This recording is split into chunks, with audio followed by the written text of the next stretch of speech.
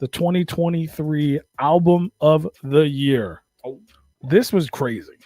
Yeah, this was fucking stupid. What? Like literally fucking stupid. What was this category? Why? No, because it was stupidly insane on how many people fucking voted, and we ended up with a 3-way fucking tie, and we had to break it. We did. We had to break it. We did. We'll talk about that. We had to leave them up a little bit extra on this. It was crazy. We had to put up. Yeah, we had to. Yeah, we had to reach out and post it on all, which was wild because we ended up getting more votes the second round than we did in the first. But it was epic and it's cool as fuck.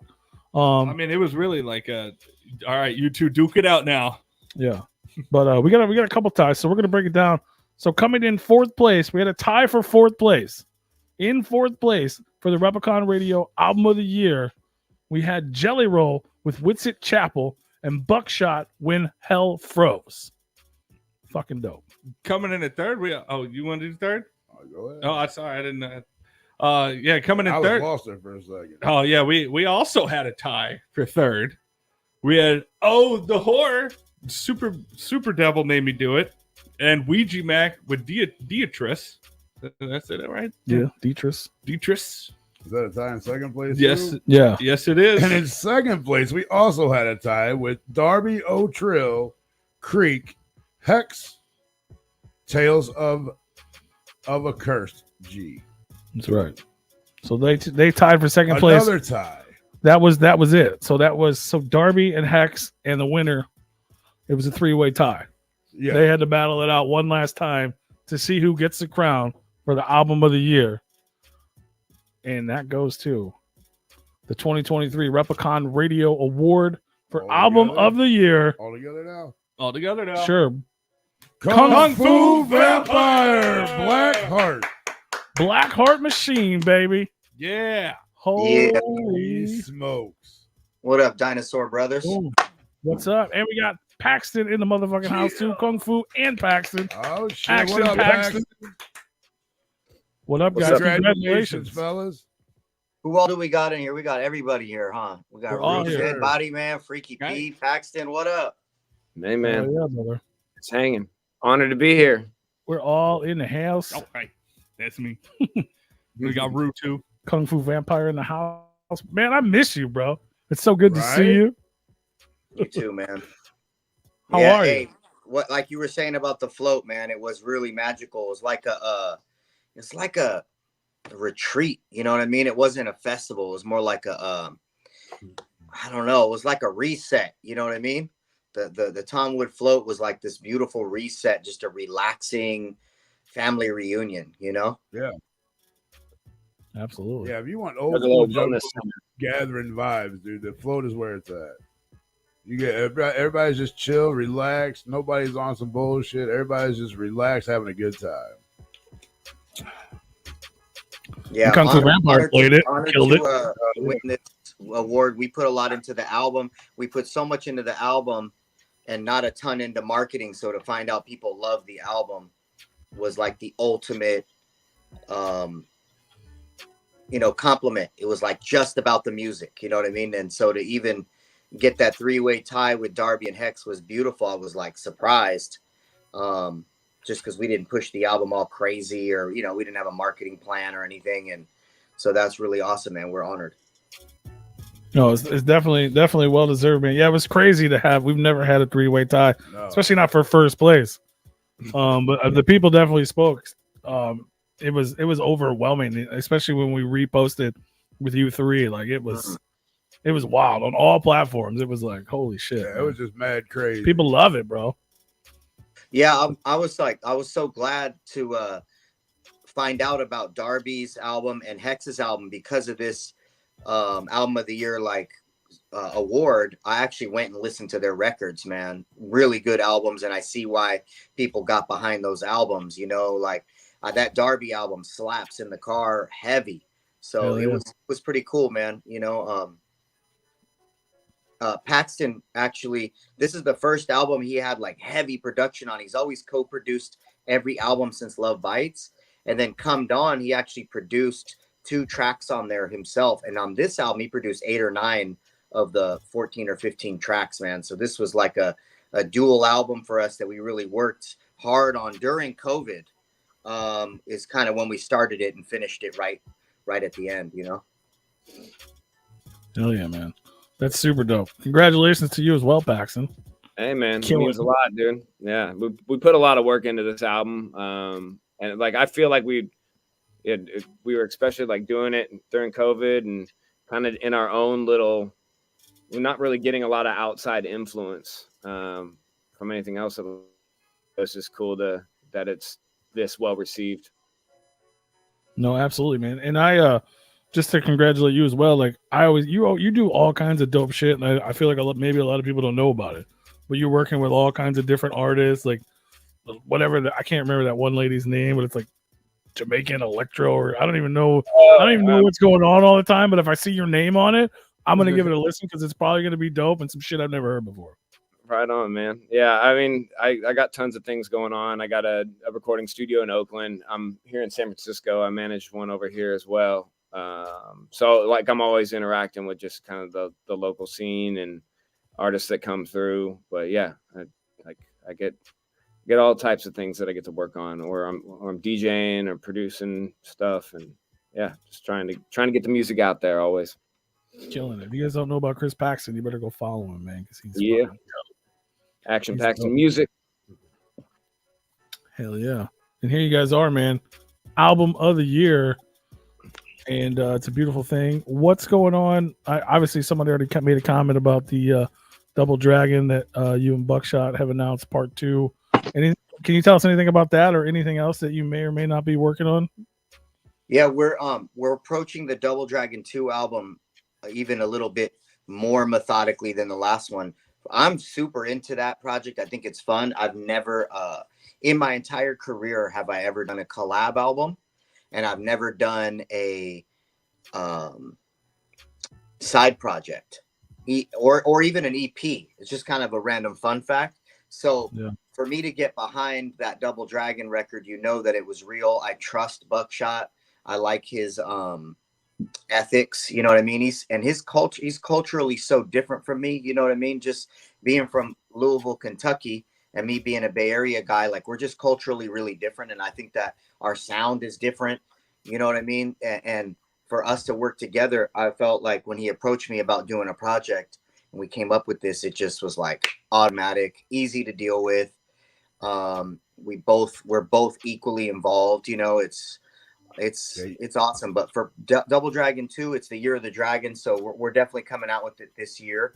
I don't want to say the exact date, but it's happening. We're approaching it differently, and some of the merch that we're doing is phenomenal. Some of the producers are different. We're doing all different producers. Yeah, it'll be fun. Yeah, your guys' different styles definitely clicked very well on that Double Dragon. I enjoy. It's one of the albums I enjoy probably the most. Honestly, it was pretty good in my opinion. For sure. I mean, him and I feel like we're almost different genres. Like it's hip hop, but we're very different. You know what I mean? And yeah, but you guys click good. Yeah, just the 2 style voices going back and forth, and you know, I mean, we have different accents, you know, from where we're from, so it makes the project interesting, you know. Absolutely, man. It worked great. People loved it, and people, you know, the merch, the fucking Nintendo box, that shit was fire, man. The whole project was fire. We're gonna probably outdo that merch. I've had a couple years to think about stuff that I want to do, and I want to do it with the Double Dragon stuff, you know. I'm hyped for it. I know a lot of people are. The sequel, man. I'm waiting for them Battletoads to come out. You know what I'm saying? All kinds of it's fucking sick though, man. But yeah, Black Heart Machine. Like you said, you were working on that during COVID. I know that was like a big project for you because I think you had talked about it when we had you on during like the Come Dawn years. Like you were already preparing for Black Heart Machine. So I'm sure that was a labor of love, and to see that all the positive response has to feel pretty good. I liked the name. It was a little fun fact about like my album names is Black Heart Machine was the first album title that was not a play on words like every album I had ever dropped prior. So even all the way down to Spacebar, every album after Spacebar, Bloodbath Beyond, Dead Sexy, Love Bites, Look Alive, Come Dawn, all of them were plays on words between like death and sex, you know, all of them. And they had a double meaning, all of them. And Black Heart Machine was one that did not have that. It didn't follow the same structure. It didn't follow anything. It was just a little bit more unhinged. I hired a graphic guy from Sicily to draw all that stuff. And in fact, it was slightly offensive, but also a huge compliment. When the graphics dropped, some people said, "Oh, is this AI art?" And I was like, "What the fuck? No, someone hand drew this." You know what I mean? Like we took a long time of back and forth between me and the artist, and lots of work and thought went into that. And he hand drew it. And actually the guy, Nino Camarata, I'm probably butchering his name. I'll make up for butchering his name by correcting you guys. Ouija's album is pronounced Detritus. I would have never got that. So thank you, sir. Yeah, by the way, that's a banger of an album, by the way. For sure. This guy in Sicily, man, he is like done stuff for Motley Crue, Elton John, real stuff. He's done their tour flyers. He's done some of their albums. He did the graphics for the Nightmare on Elm Street remake. I mean, he's done like crazy stuff. And he's a fan of mine and I'm a fan of his. And so working with him on this was great, you know? That's super cool, man. Yeah. So yeah, when you see that Black Heart Machine graphics, I don't even know if he speaks English. He wouldn't talk to me on the phone because he wasn't confident in his accent. So we always did everything through email and text and stuff. But maybe we can link to his page if you want to check his workout. But yeah, he did the graphics on it. And then my man Dickles and my webmaster, Mr. Widow, they always put the little final touches with me on it. You know, like the layout of the CD and some of the promotional stuff. And Paxton mixed, engineered, mastered, produced 8 or 9 tracks on there. Shout out to all the producers. We had a cool array of producers. Yeah. From Charlie Beans, Seven, Action Paxton, of course, Starcore. Oh man, I'm forgetting one or two. My man Chaotic Beats. I think that's everybody. Oh, and my friend Cruel's. He was from a band that actually was really big out of San Jose. He's a producer. Yeah, that's everybody on there. But yeah, Paxton takes every track and runs it through the Paxton magic and gives it the Kung Fu Vampire touch. You know, we don't just take beats and rap over them, and you can hear that. And then also, last but not least, one of my favorite, if not my favorite track, is the title track, Black Heart Machine, which was produced by Action Paxton and Jazz Mafia. Adam, Uriah, and Kevin. They're phenomenal. You can see the music video. That's them and Paxton in the video. So we had a nice array of production. But at the end of the day, me and Paxton are the final on every little thing. Even production from other producers are not going to hear their track exactly how they gave it to us, if that makes sense. So yeah, sorry, it's gonna have that Pax touch. Sorry, sorry, shit. Yeah, and they're okay with it because they trust Paxton now. If they work with me, we have good communication, so they trust him.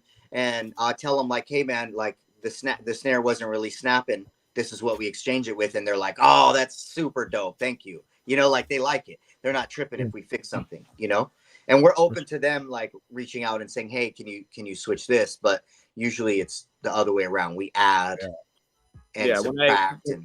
When I edited down Futuristic's verse and he noticed that I shifted it like, I don't know, a quarter of a second over. And he's like, "No, man, put that back." I'm like, "Okay, of course I'm going to do that." That was interesting. Yes. Yeah.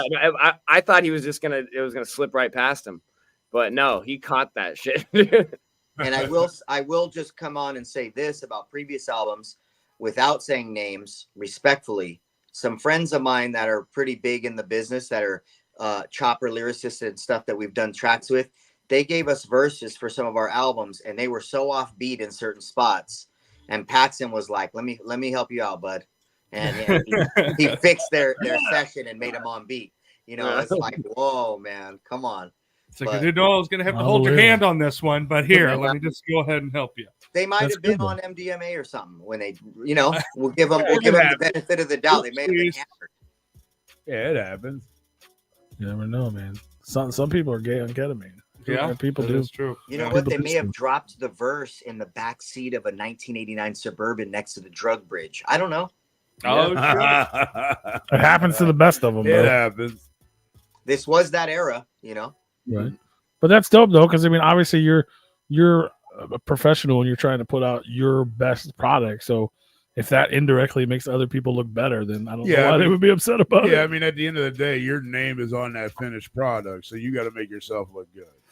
Yeah, we just want to help everybody. We want the whole thing. I'm not a competitive rapper.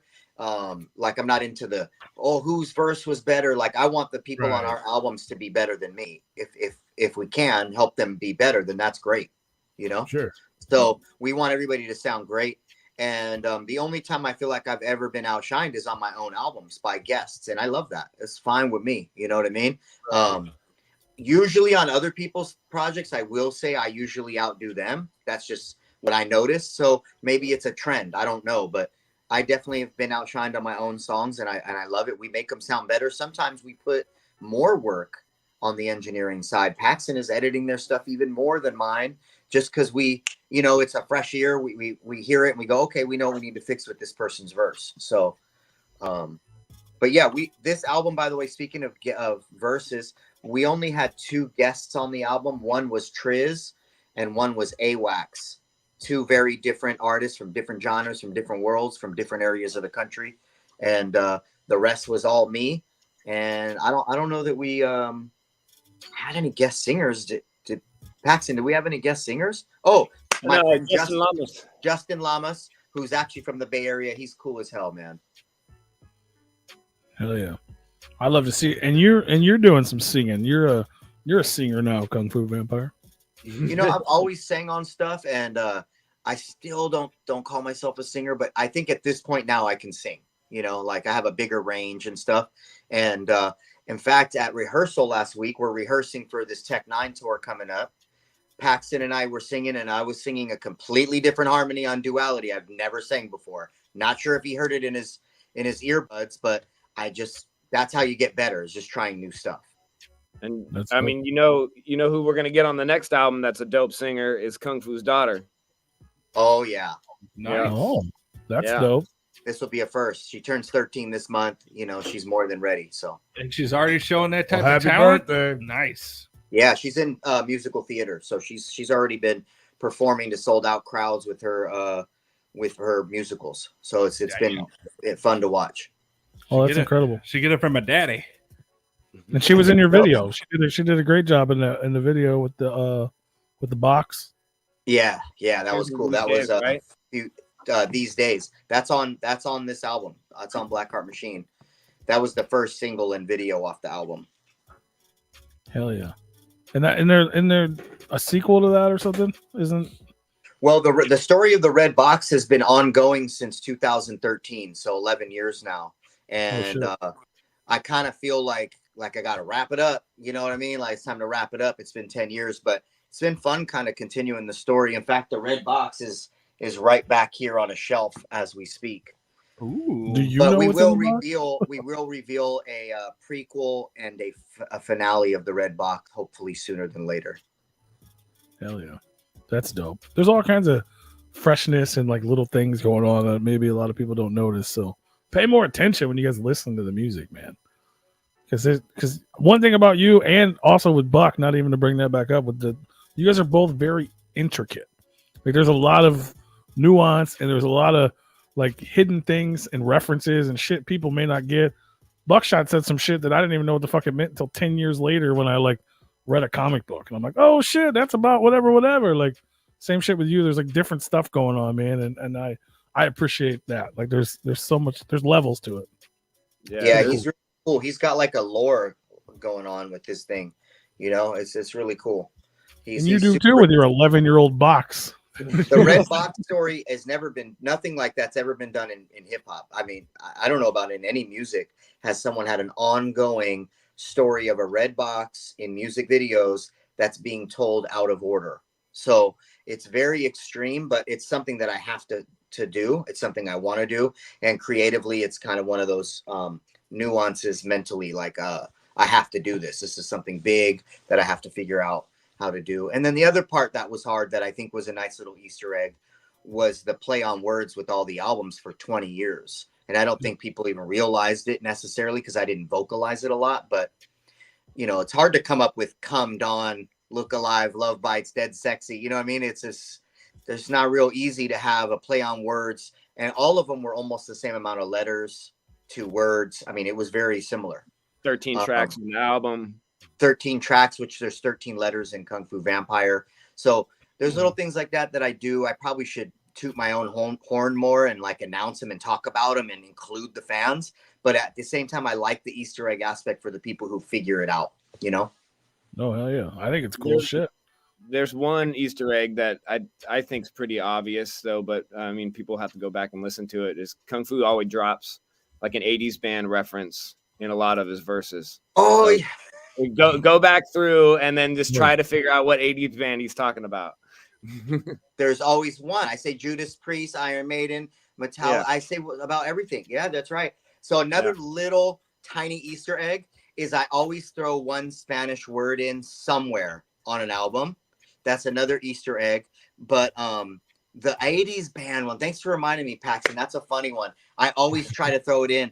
I'll say, I think I've even said Duran Duran, Bruce Hornsby. I'm trying to think of all the ones I said. There's a lot of 80s references on Come Down for sure. There's always the whole vibe. Almost every song I say an 80s band. Yeah. You know Duran Duran. I mean, there was a whole song about 1986, so yeah, that's a fun one. Hell yeah, man. Yeah, that's a great record too. So that's all still kinds a of song shit of ours too. So that says a lot because I don't listen to our stuff, you know. Yeah, we should. It's good. It's been a while since I listened to the Black Art Machine, except for when we practiced. You really don't listen to any of your music? Not so much. I mean, you listen to it so much, and it's nice when it gets out in the world. And I like listening to stuff a couple years later, but like at the moment of when a song comes out, I feel like you're at the peak of how many times you've heard it, especially for me. Because, like some of these songs, I'll spend 20, 30 hours mixing, producing. I mean, if I'm producing something from scratch, it's like 100 hours of work, and then you've already exhausted your time on that track. Yeah, so you're already 5 a.m. 5 a.m. He spent a ton, even more time, like crazy. Yeah. But so at that point, you're just pretty much done with just get it over with. Yeah. And it's like it's for everybody else to enjoy at this point. So, and I'm gonna enjoy making the next thing. Now, have you guys ever like years later listened to an album or a track and be like, man, I probably could have done this a little bit different and made it a little bit better? Or do you feel like everything that you put out is 100%? No, I mean, for me, at any given time, I feel like what I'm putting out is 100% of what I could do. But I'm always going to look back and be like, oh, I could have done that better. But it's also just kind of a mark in time. And it's like, I don't know. I've heard about other artists going and re-recording their stuff and trying. I mean, whether they're doing that to own the masters or whether they're doing that just because they don't like what they used to sound like.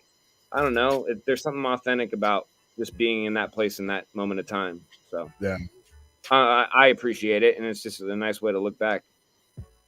I just feel like I just don't like the Look Alive album. That's just me. Yeah, but we did the best we could at the time.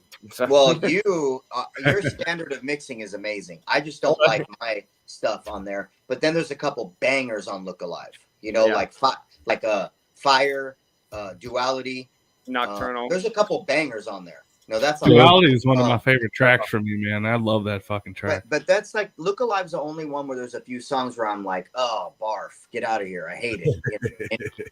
Like, I don't really want to say which songs they are, but there's like 3 or 4 songs that I'm like, I mean, we did though go through for our live tracks and like beef up some of our old stuff because I was just like, it's just not hitting. Yeah. I thought Love Bites was a pretty good overall album. I thought it was zany. I thought Love Bites had a lot of character, you know. Yeah. Dead Sexy lacks a little bit, but has a lot of character. Some bangers on there. But for me, it's Come Dawn and Blackheart Machine. I just love those. You know, Look and Alive is verse wise, Double Dragon, I'm better than all my albums because I didn't have to worry about the mix so much. I didn't have to worry about the production as much. Although I did produce a track on there, I had produced it years before. But yeah, I thought Double Dragon, I excelled as an actual lyricist. You know, just a little bit less worried about the full detail of like the mixing and stuff. So yeah. But yeah, like Paxton said it best, it's all just a stamp in time, and that's pretty accurate. Yeah, I think they're all pretty great. And looking back and Look Alive, be mad at your Jenkos when you're right. Jenkos, or you know, yeah, you be mad. Well, and they're fire again. They're dope again now. I got mine on right now. I just saw someone walking down the street in my affluent neighborhood. I swear she was like 55, 60, wearing Jenkos. I'm not exaggerating, dude. I almost crashed my car. Right by my house, Paxton, there was a lady walking with Jenkos on. That's wow. fire. I was almost going to run up to her and go, hey, what's your name? I got to find out what you're all about. What's going on? Tell me your story. But you can't be mad at like your weird haircuts, right? You look back at pictures and you go, oh, God, what a fucking goof. But that's the same thing with the album. It's cool. It was cool then. You know what I mean? So, yeah. Hell yeah. I'm a little disappointed that I didn't save my corduroy pants, though, from the late 90s. When that shit came back in, the flares. All them shit. Right. I'm pissed. My daughter would have been, oh, that's liquid gold to her. You know what I mean? Right. Have you guys ever gotten deep into like making a project? You just, having to listen to it so much that you guys just grew sick of it, and you're like, you know what? We're just gonna scrap this whole thing. This just isn't going the way we want it. I just can't stand listening to this.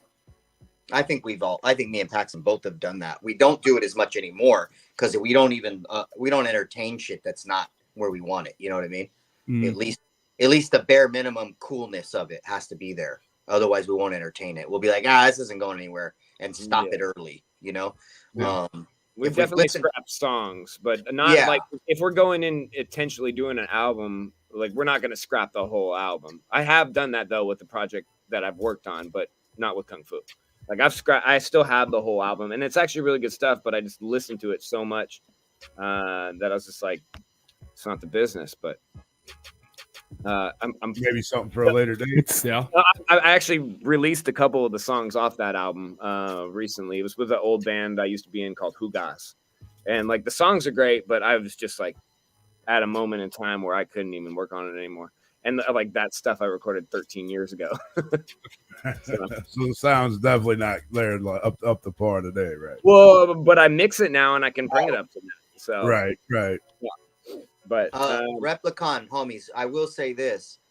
I did tell this to Paxton, and this is just a reminder to him while we're having this group chat. We are gonna put an album out that is all scrapped songs. That will happen.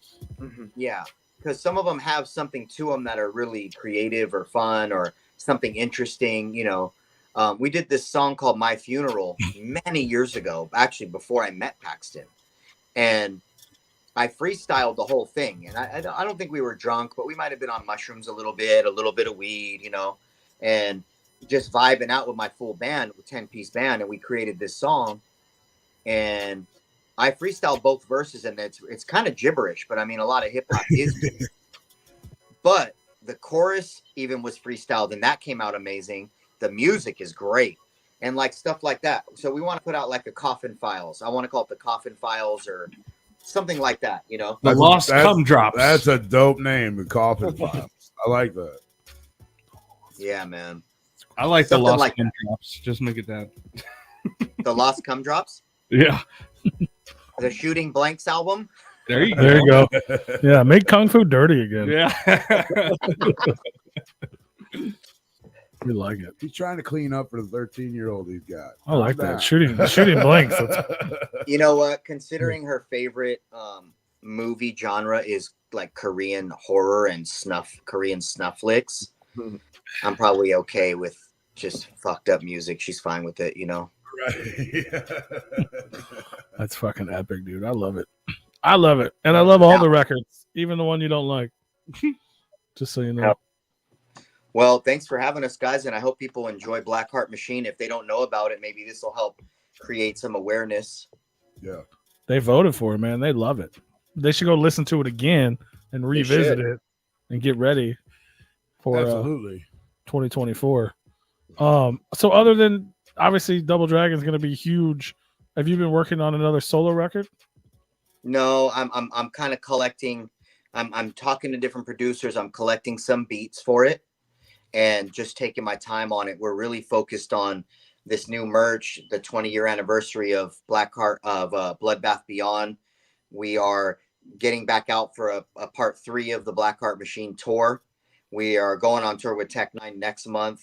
So we're just really focused on getting out and shaking hands, hugging people, and bringing them a live in-person experience. That's been kind of my focus right now. Hell yeah. Yeah, that's exciting. Yeah, Tech 9's next month, and then you guys are going back out this summer, right? You're going to be... Yeah, we're doing all of June. So we're doing all of June, and then we're doing this week-long thing with Tech in April. So that's both pretty exciting for us. And then, if we get asked out to some of the festivals, we'll do those as well. Tom Wood's still hanging out backstage. Listen up. What up, Tom? He needs to play some festivals, fam. Well, congratulations, you guys, on Album of the Year. You guys well deserved. Oh, absolutely, man. I love it. You're an amazing artist, and you guys are both hard workers, and you deserve it. And I'm glad the people love it. Like I said, we don't pick the winners. The people vote, man, and they vote it, and they love it. And yeah, congratulations again, Album of the Year. This is what your second Replicon award, I think, right? Yeah. I think we won it for Come Dawn, right? Yeah. I believe that was the album. Hey, last time we had an album, you guys, we won the album award. So that's an Look at honor that. in itself. You're consistent. We put out quality. I'd like to think we put out quality. We might not be for everybody, but I think there's something for everybody in what we do. Always find absolutely, that you'll love with us. So with I know somebody had asked earlier. I know with all the celebration of the 20-year anniversary and all the older stuff, you had mentioned, I don't know if it was last year or the year before, whenever it was, about doing like a throwback Kung Fu Vampire full band white head live performance. Is that still something you're talking about doing? Or I mean, I did it for the 2018 Juggalo weekend, and that was really fun. But it was just me and Paxton, but I went back to the old style. But I don't know. I'm thinking maybe if for like a Dead Sexy anniversary tour, that would be cool. Once that like anniversary comes around, I know we're approaching 15 years here. So maybe we can do a 15-year anniversary Dead Sexy tour and bring some string players out. That'd be sick. And we'll call them the Stringer Bangers. There you go. The Stringer Bangers. Instead of the Fing Bangers? Yeah. You didn't have to say that. Yes, I did. Is that a play on words for fingering women? Do you mean like that? Oh, maybe that's your next album. Is that for buttholes? Is that for buttholes, dude? Oh, if you haven't learned anything, everything is for buttholes. It's cello, but for buttholes. Yeah. Sorry, cello that butt for buttholes. Cello buttholes. We need to make Kung Fu dirty again. So that's the new hashtag from now on. You like that? Make Kung Fu dirty again. Fuck yeah. That's a good one. We love it too. There he is. Hell yeah. Yeah, that'd be fresh, man. Bring the old what was the fucking Little China fucking fit back? Big Trouble in Little China? Yeah. Your kimono. Yeah. It's not a kimono, it's an emperor's gown. The kimono and the fingernails. It's not a kimono. It's an emperor's crown. Kung Fu, when are you gonna wear your kimono, bro? When are you gonna put makeup on and wear your kimono dress? We need to put the fangs. Exactly. in. Sir, it is face paint and an emperor's gown. Thank you. Exactly. It's 2024. It's fine, bro. People get all uptight about the naming of things, man. I don't care about that kind of stuff, man. You should just identify as an emperor from now on. Yeah. Emperor Fu. Yep. With the fingernails. Emperor's Foo's News Grooves. You definitely need the fingernails, though. That would be a dope Chinese restaurant, Emperor Fu's. Yeah, I would. There you go. Probably In fact, is. I have Chinese food here waiting for me after this. I'm pretty excited. Oh shit! I might finally bust out my Blockbuster beer. I bought a beer from Blockbuster Video. I'm gonna drink Blockbuster Video makes beer now. in Oregon. Yeah, the one that's left. Do you have to return I it? thought they closed that one, man. I thought there was one in like Canada or some shit, or Alaska, and they closed it. But there's still one in Oregon. Just the Bend, Oregon one. It's the last one. Oh shit! There's still hope for me to go. Yeah, we were just there. That's what's up. I think they have a nice little shtick, especially if they're putting out beer and all kinds of merchandising. I mean, I think that'd be a good tourist little destination. It was worth the stop for sure. Hell yeah! Yeah, it's super cool. Did you rent any movies? I bought a whole fit and I haven't worn it since. Ah, shit. This is a whole Blockbuster outfit. Yeah. That'd be fresh as fuck. The fucking schmuck. All that's coming to mind is the fucking ramen noodle outfit. Just like the whole top to bottom, just the ramen noodle packaging. I just imagine that being the Blockbuster packaging. Right. Yeah. That'd be fresh. Pretty similar. Hell yeah, man. Well, we'll let you get to your meal, dude. Again, congratulations, album of the year. We Thanks, love guys. you. We're always here. Hopefully, hanging. we'll get you to town, to St. Louis, because I want to hang out with you again. That would be fun. We'll as soon as this tour is announced or when we have the routing, we'll get you guys the info so you can come hang out with us. Fuck yeah. Hell yeah, man. But yeah, congratulations again, and hopefully we'll have you back when Double Dragon drops, and we can talk about that whole thing and kick it some more. Oh hell yeah, man! Love that. Is he taking us to Sure, the red you guys. box? I don't know what's There's the happening. red box. There it is. Oh Yeah, shit! he did it. He shot it. There it is. That's Look nice. at this! Look at the shit I got, man. You got a Stay Puft Marshmallow Man too? Bro, I just scored that, and it's from it's legit from the 80s, bro. I got the exact same one. Treat mask right there too. There's so much shit. I should flip the camera and actually show you guys, but can you That's flip dope. the camera on this? Hold on. All I see is myself. How do I get to my bookmarks? I don't know how to flip the camera. Yeah, I don't know if you can. No. What app are we even on? I don't know. We're on StreamYard, I think. StreamYard. Can Yeah. you see that? Can you guys see that, or is it Yeah. too dark? No, I we can can see it. Look at You're just portrait now instead of landscape. It's fine. It works. Yeah, it's dope. Oh, and I got Pee Wee with my goatee. Oh, wow. shit, that's creepy. And as then look hell. what that is. Oh, shit. shit. There's a Replicon award, baby. Damn. And then I'm gonna end with this and let you guys know, happiness is being a grandparent. Oh hell yeah. All right then. The words to live by. See you Go out guys there in and St. Louis, baby. We're gonna get our drink on. Oh hell yeah. Hell yeah, brother. Later, guys. All We'll right. see you soon. Much Much love. love, Kung Fu. Much love, Paxton. All right. See you soon. Thanks. Hell yeah, guys. Boys. Peace. Peace.